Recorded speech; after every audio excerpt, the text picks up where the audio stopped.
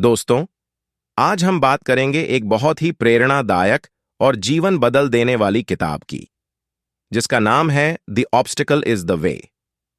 यह किताब Ryan holiday ने लिखी है और यह हमें यह बताती है कि हमारे रास्ते में आने वाली हर बाधा को हम कैसे अपने फायदे में बदल सकते हैं।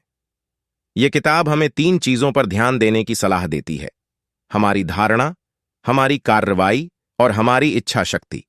इन तीनों को सही तरीके से इस्तेमाल करके हम किसी भी समस्या का सामना कर सकते हैं और अपने लक्ष्य को प्राप्त कर सकते हैं। 1. धारणा का मतलब है कि हम अपनी स्थिति को कैसे देखते हैं। क्या हम उसे एक आफत, एक अवसर या एक चुनौती के रूप में देखते हैं? यदि हम एक बाधा को एक आफत मानते हैं तो हम उससे डर जाते हैं और उससे भागने की कोशिश करते हैं। लेकिन यदि हम एक बाधा को एक अवसर या एक चुनौती मानते हैं तो हम उससे सीखते हैं और उसका सामना करते हैं। इसलिए हमें अपनी धारणा को सकारात्मक बनाना चाहिए और बाधा को एक शिक्षक या एक मित्र के रूप में देखना चाहिए। 2. कार्रवाई का मतलब है कि हम अपनी स्थिति को कैसे सुधारते हैं। क्या हम बस शिकायत करते रहते हैं या कुछ करने की कोशिश करते हैं?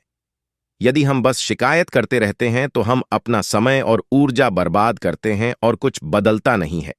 लेकिन यदि हम कुछ करने की कोशिश करते हैं तो हम अपनी स्थिति को बेहतर बनाने के लिए नए तरीके खोजते हैं और अपने लक्ष्य की ओर बढ़ते हैं। इसीलिए हमें अपनी कार्रवाई को रचनात्मक और लचीला बनाना चाहिए और बाधा को एक मौका या एक प्रेरणा के रूप में देखना चाहिए। 3. इच्छा शक्ति का मतलब है कि हम अपने लक्ष्य को कैसे पाने के लिए लगातार प्रयास करते हैं। क्या हम आसानी से हार मान लेते हैं या कभी नहीं छोड़ते हैं? यदि हम आसानी से हार मान लेते हैं तो हम अपने लक्ष्य से दूर हो जाते हैं और अपने आप को कमजोर महसूस करते हैं।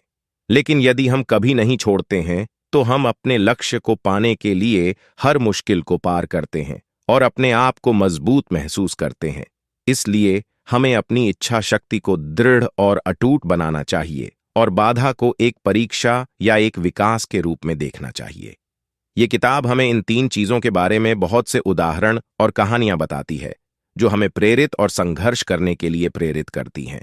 ये किताब हमें यह भी बताती है कि बाधाओं का सामना करना एक कला है, जिसे हम सभी सीख सकते हैं और जिसे हमें सीखना चाहिए।